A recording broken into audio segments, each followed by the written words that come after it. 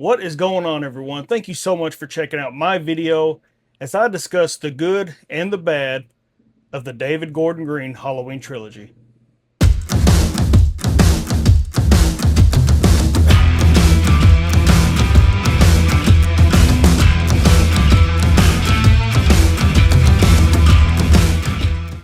So if you follow my YouTube channel, you already know that I am a huge Halloween fan. Michael Myers is my favorite slasher of all time, and the Halloween films is my favorite franchise of any of the horror genre. And now that a few years have passed, and now that David Gordon Green's trilogy has come to an end, and like I said, a couple years have gone by now, I wanted to revisit the films and actually take a look and discuss the good and the bad, what they got right, what they got wrong, and stuff that I could have really done without in this trilogy. And should it have even been a trilogy? So to start off, we're going to talk about Halloween 2018, which my first pet peeve of that is I hate when filmmakers just simply call a film Halloween. Just like they did with Scream 5, they just called it Scream. I hate that because now when you talk to somebody, you sit there and you go, "Oh, which Scream's your favorite Scream?" "Yeah, the original's the best." "No, I'm talking about Scream 5. "Oh. Or Halloween. "Man, Halloween was so brutal. I love Halloween." "Oh, the 2018 one?" "No, the original." Or then they switch it back and forth. And to make things worse, Halloween now is in the same franchise and the same timeline. So now we have Halloween, Halloween, Halloween Kills, Halloween Ends. I'm like, come on, man. Why couldn't y'all call it like Halloween Returns or something? But that's just a little nitpick that I don't like. As far as this film, I really enjoy the casting. I think James Jude Courtney casted as Michael Myers is great. Um, Man, I can't say he's my favorite because I love Nick Castle's performance as well, but he's right there. My next video, I may say James Jude Courtney is the GOAT, but James Jude Courtney, I will say without a doubt, is the most vicious and terrifying Michael Myers than any of them. But so yes, the casting was great for him. I'm glad we get to see Jamie Lee Curtis return as Laurie Strode, and I do like this version of Laurie Strode. She's more like the Sarah Connor of this timeline, but I hate the fact that they got rid of the brother and sister storyline because that's really what connected them two together. And I know there's fans out there that hate that storyline, and even John Carpenter himself didn't really like that storyline.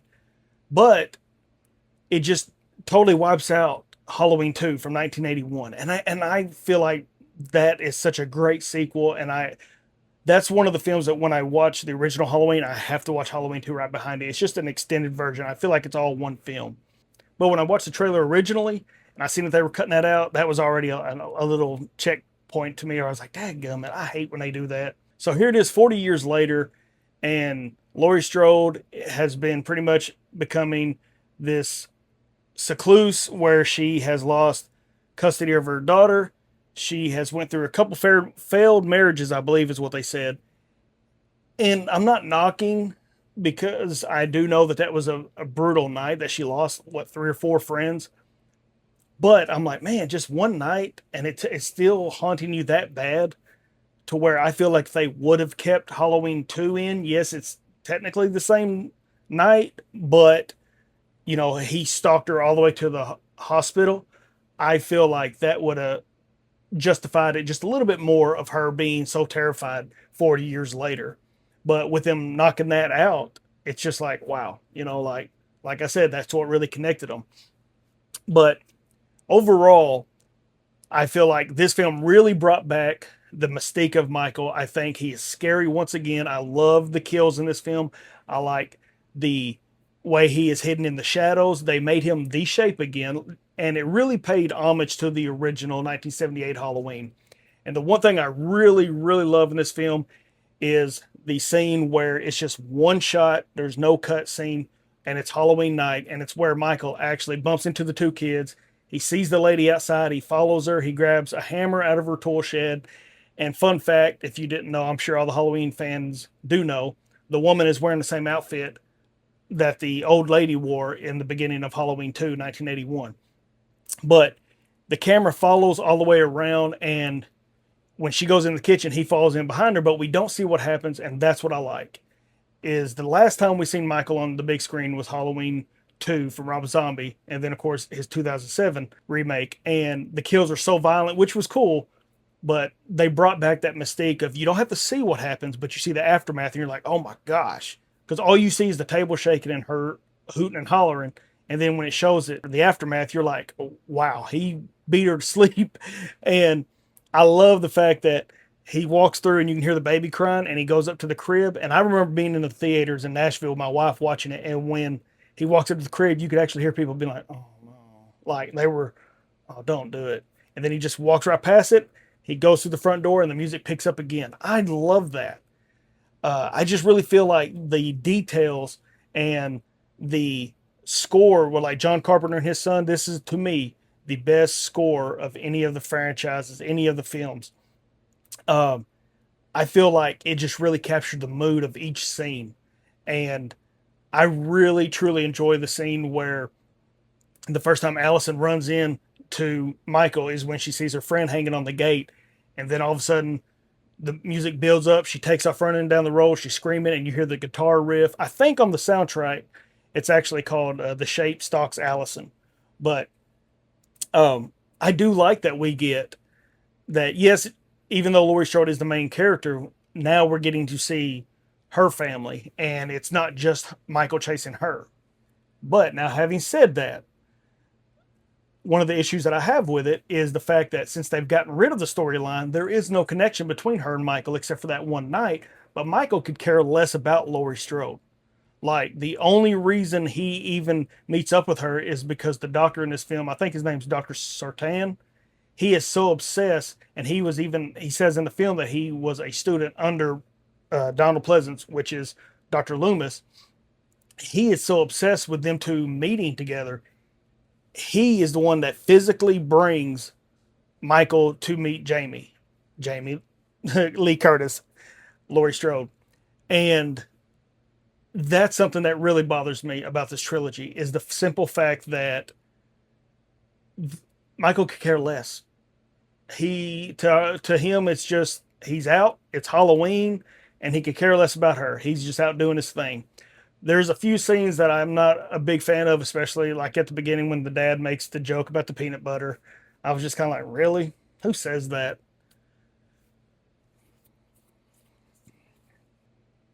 I think Allison was a great character. I really like Karen, who is played by Judy Greer. She is Laurie Strode's daughter. I'm not going to lie to you. I really thought they missed out on casting Danielle Harris to play her daughter. I thought that would be a really good uh, treat for the true Halloween fans, the ones that would get it, because both of them are major players in the Halloween franchise. But Judy Greer did do a good job.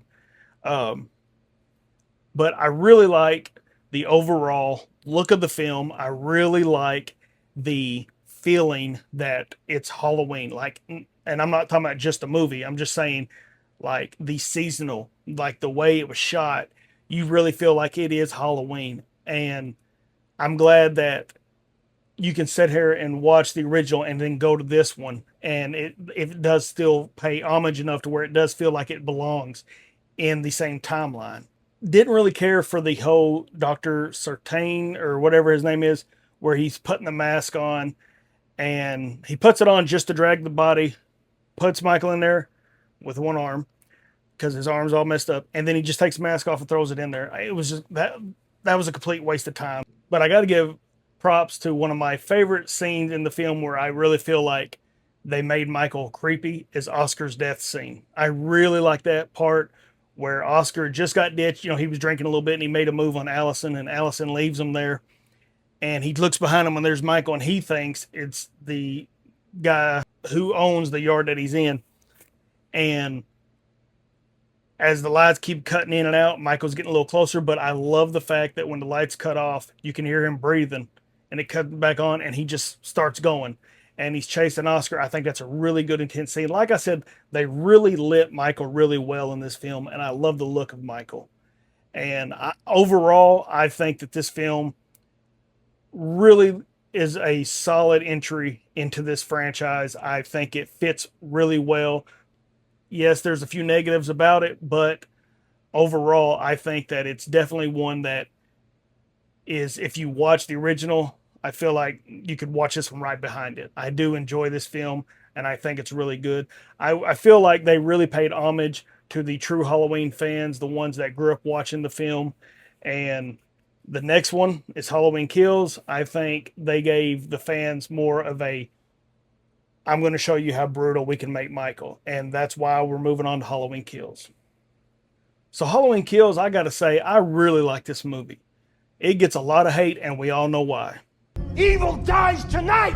Evil dies tonight! Evil dies tonight! Evil dies tonight. That would have been all right to use a couple times in the film, but to have Tommy Doyle saying it over and over and then the crowd chanting it was ridiculous. But let's get off that for a moment and talk about the look of Michael. This is my absolute favorite look of Michael Myers, and I would have been completely happy with ending the franchise with just Halloween 2018. I thought the ending was good. I remember walking out of theater being satisfied, and then when I heard they were doing a sequel, I was like, why? I get it. It made a lot of money, but I was like, don't wear it out. And then once I seen it and seen how he was able to get out of the fire, I thought it was great. I love the look of Michael when he comes out and Laurie Strode's house is on fire and all the firefighters looking, and he's got that big weapon and he's ready to go. That's where I feel like this is James Jude Courtney's best performance. This is where Michael looks so terrifying, and he really shows how brutal he can be. And like I mentioned a while ago, the 2018 one was made for the fans of the original, and it kept the feel of the original film, where this one was for the fans who want to see Michael at his most brutal, and I feel like it delivered. Halloween Kills lived up to the name. I really, really enjoy the flashbacks to the 1978. I think that the way the masks and the way they made up the guy that played Dr. Loomis, everything about the whole entire flashbacks may be the best spot in this film. They made it even to where it's a little grainy, like the screen. Like I remember watching it in the theater and just being like, man, I feel like I'm watching the continuation of the original 1978 film, which is what they wanted, and it's great. But I'm glad that we finally got an answer of how Michael got captured, because in 2018, all we know is that he was in the institution for 40 years. Well, if you watch the original, when Dr. Loomis goes to the balcony, he's gone. So I was like, well, how did they capture him? And they never said it in the first one. Well, they never said it in 2018. And now that we finally get to see what took place that night, I thought it was a good way to fill in the gap. I will say that. But once again, people are complaining that Jamie Lee Curtis wasn't in the film as much. Laurie Strode's in the hospital the entire time. She's not getting enough screen time. She's not being the Laurie Strode she was in this one. Here's the thing. You're not going to please everybody. I think she had plenty of screen time. Yes, she was in the hospital the whole time, but if she would have went out and started kicking butt or doing something, then you would have had the other people that was like, oh, she took a stab wound and all this, but she's automatically healed and now she's tough. So it's a win-lose situation, or it's actually a lose-lose situation. But I think they handled her character very well as with the officer.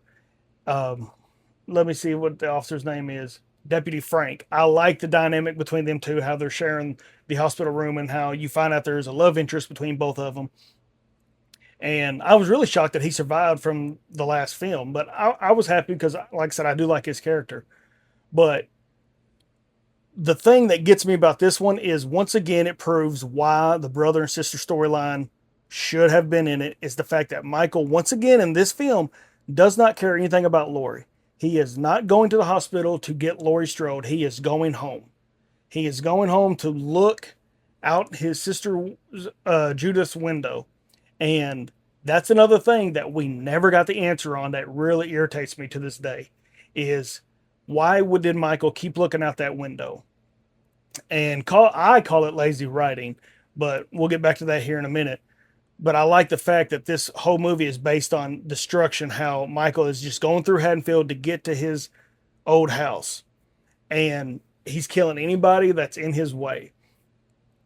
But my favorite, I'll probably say this is my number two favorite scene. My first favorite scene, of course, is the fire scene. But my second is where he kills the couple. He goes to the house where I know it's Sandra and Phil, I believe. And so he kills Phil, lays him across the table, and then he stabs Sandra with a huge light bulb in her neck. Well, as she's laying there dying, Phil is laid on the table, and Michael grabs a knife and slams it into him, looks at him, grabs another knife, jabs it into him again. And it's like Michael is seeing which knife is best for him, which one's more sturdy, which is his favorite. That's why I like Michael Myers, because that separates him from every single other killer. It's because Michael's not dumb. He's actually very intelligent, in my opinion. But like the way he sets up the bodies and the way he does his kills is so unique. But I love that whole scene where it never cuts and you just see it from the camera's right over her shoulder and you just see him stabbing him and he just looks. And he looks at how it's the knife's in the body, then he grabs another one. I really enjoy that scene. I thought that was really cool. Another really good scene in this movie is where the kids play the prank on Big John and Little John. And then that's how Michael ends up going into his house while they're distracted outside with the kids. And the whole build up where they know somebody's upstairs and they're going, Big John, Little John, Big John, they're calling out to each other. I like that. And it had just enough humor where it didn't ruin the scene. It was still intense. Once again, he's back home and after he kills Big John and Little John, he's looking out his sister's window. But what's he looking at? What's out there? What's that spot got to do with Michael Myers? And once again, how I was talking about his creative kills, I like where Allison gets to the house and she sees Big John and Little John, but they're propped up like the picture, but it's just the opposite to where I don't remember which one's Big John and Little John, like which one's laying on top of who, but and then he's got the record playing. That's the stuff that's like, it's almost like Michael has still got that little bit of childlike in him. I think that's really unique. But the thing that really gets me in this film is, of course, not just The Evil Dies Tonight, but I am a fan of Anthony Michael Hall. I'm a fan of him in the 80s. Like The Breakfast Club is one of my favorite movies of all time. But I think for him to be casted as Tommy Doyle was a complete waste, and just he did not fill that role. I don't feel like his acting was good. I think the film could have done without him. And if you really want to get technical, in my opinion, I feel like he was the villain of this film because he's the one that got the town riled up and he's the one that caused a lot of murder in this film. And he just decides to take it on himself. And the sheriff in this film is a complete waste. He should have never even been in any of the films in this trilogy. Out of all the entire franchise, he is the most useless character I've seen. But my thing is that here it is, Halloween night, and they brought back Marion from, of course, the original 2 and H2O, but that's not in the storyline. And then we got Lindsay, which I'm really glad that they got the original lady, the woman who played Lindsay in the 1978 version. But here's another question that's unanswered. When Michael is going after them in the vehicle and he kills Marion and Lindsay gets these bricks, and she puts them in like a pillowcase and she starts just hammering Michael with it. Michael grabs a hold of Lindsay and slams her against the vehicle. Well, she grabs his mask to take it off and he lets her go to fix the mask, but she takes off running into this park and she gets down in this little ditch because there's a little bridge that, you can cross in this park. Well, Michael's looking for her and Michael's just, steady looking and she's hiding. She doesn't look hurt whatsoever. Well, then a scene pass, and then later on, when they all get to the park and they find her, she's bleeding. Like Michael got a hold of her. So did Michael whoop the snot out of her and then just left her there to die, or what? They never explain that. And that's my problem with this trilogy, is they left so many open doors, so many unanswered questions. And I feel like they did stuff that they were like, well, what would cause that? I don't know. They just threw it in there. That's my biggest issue with this trilogy. But you bring back these characters like Marion just to die within a couple scenes, and then you even brought back the original sheriff from the first one, and Sheriff Brackett, and now he's a security guard at a hospital, which is, I got to make a living, but That's a big downgrade from being sheriff. Now you're back. Now you're just a guard at the hospital. You bring him back to say his famous line, and he gets killed. So it's just sometimes it's not necessary to bring back some of the older people, some of the original characters, just to kill them off. But as far as this film, I will say that I do like the film. I enjoy it. I do like the aspect, I know a lot of people don't, of the mob mentality. I like the fact that Michael has just pretty much caused so much chaos in this town that they're fed up with it and they're out to get him. And they're going to take justice in their own hands. But that leading to the big hospital scene where they're chasing the wrong guy, and I don't know how they thought this guy was Michael Myers. If they apparently none of them watched the news and seen, because they actually showed what they look like. And once again, you can thank Tommy Doyle for leading that crowd. To me, that was a complete waste. That whole entire scene was just ridiculous, in my opinion. And it's almost like I get what they were saying is that Michael has such an effect on the town that they were just out to kill. I do get that somewhat, but then again, you're making the town look stupid. Like none of them have common sense. That's just my opinion. One thing I really do like, though, is Allison is pretty much the main character in this film, and I think she does a great job. I think she does a good job in the entire trilogy.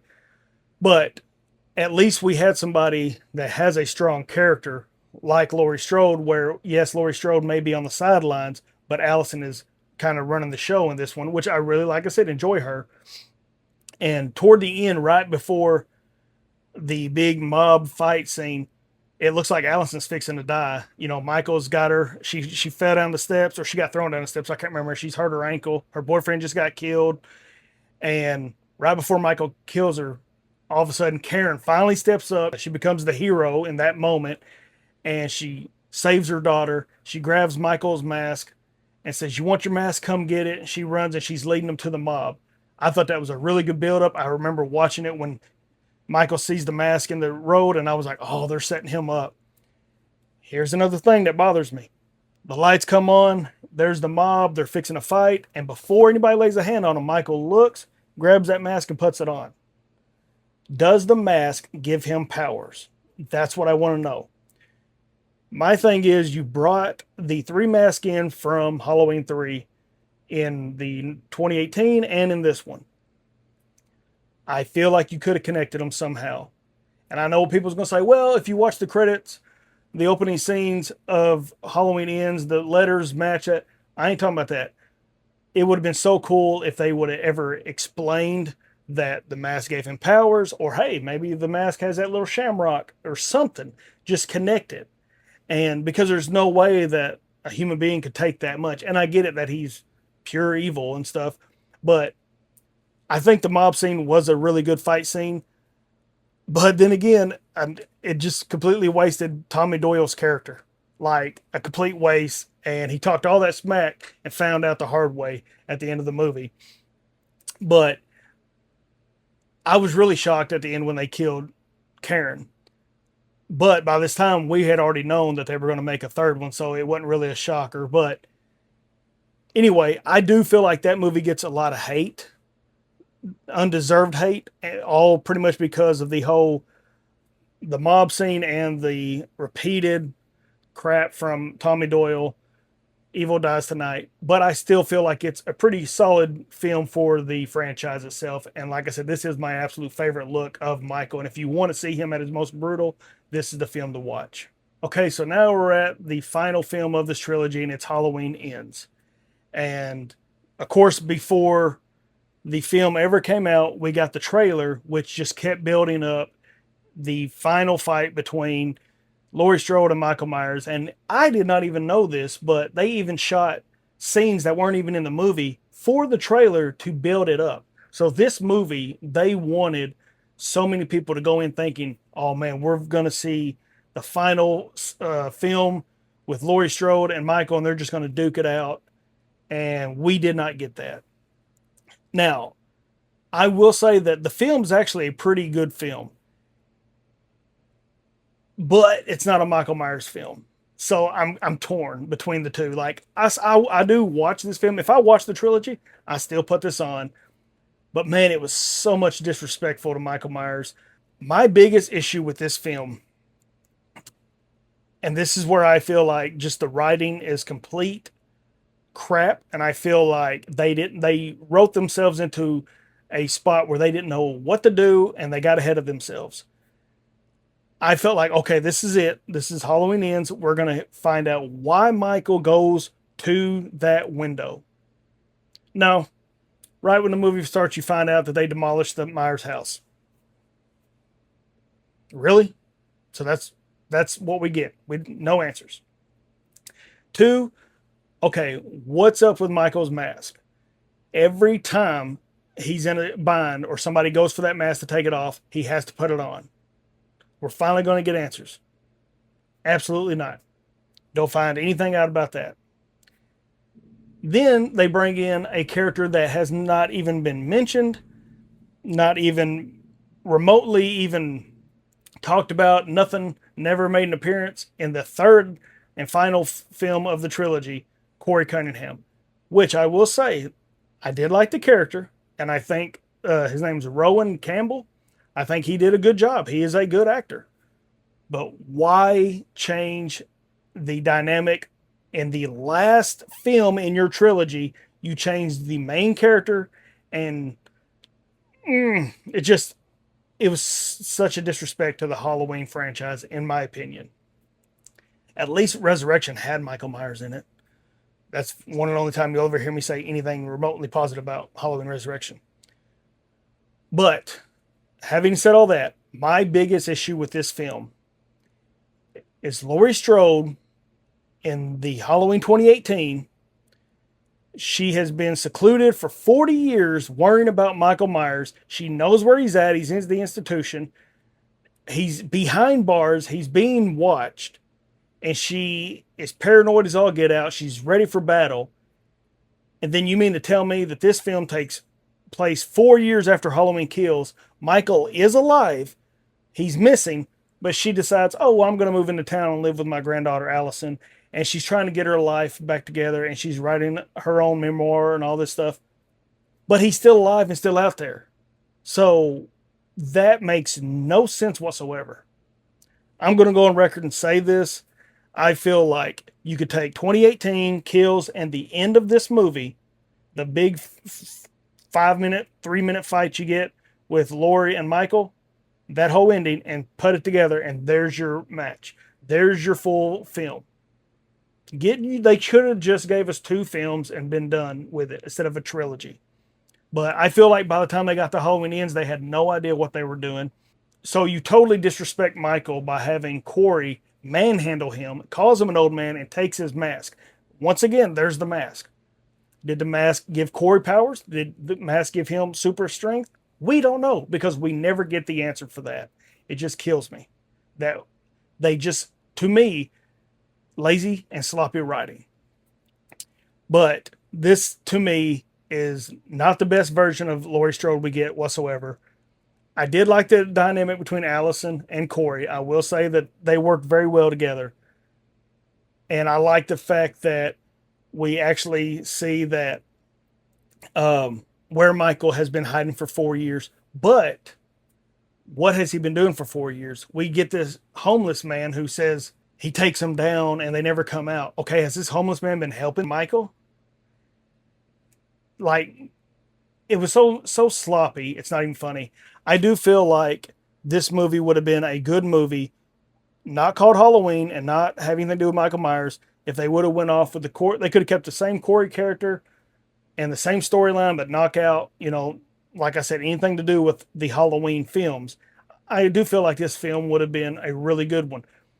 But just to see that, okay, Michael's been in this sewer for 4 years. He's old and brittle after the whole incident of Halloween Kills, which doesn't make no sense on how strong he was in Halloween Kills, and now he's so weak in this one. But apparently he's been killing people.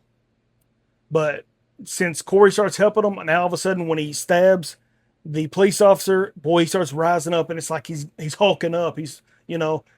Why is he just now hulking up when Corey's helping him? Don't make no sense. You know, another thing that gets me about Halloween Ends is they gave Corey all of the good kill scenes.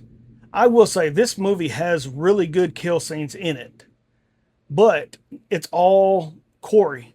And what ruined it for me before I ever even went into the theater watching it, I remember I watched the first trailer to it, and I was done.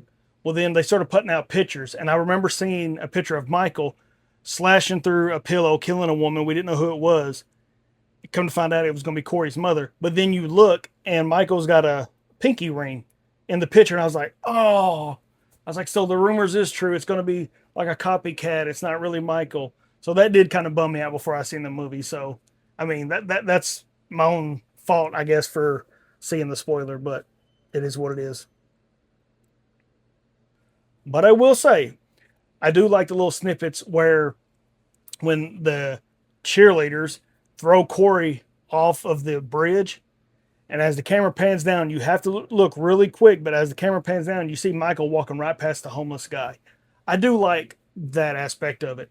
I do like the little part where you don't get a lot of Michael, but he's in the shadows again, where what made him creepy.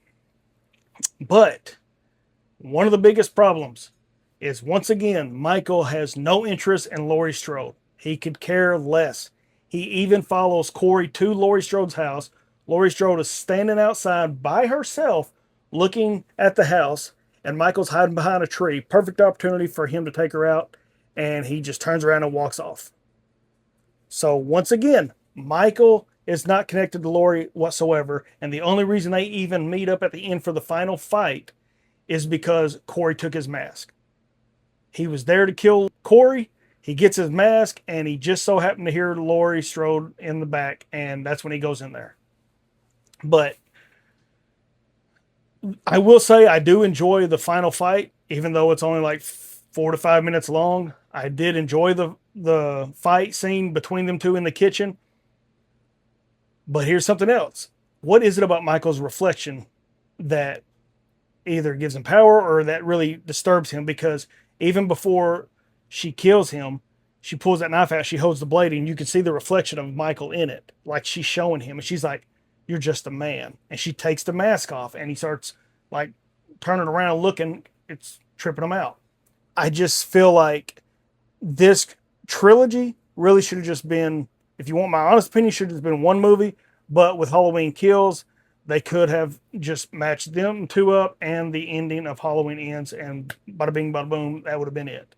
Overall, I will say now going back and watching it, yes, there's things that's unanswered that really bothers me, and I know they're talking about rebooting it, not David Gordon Green, thank goodness.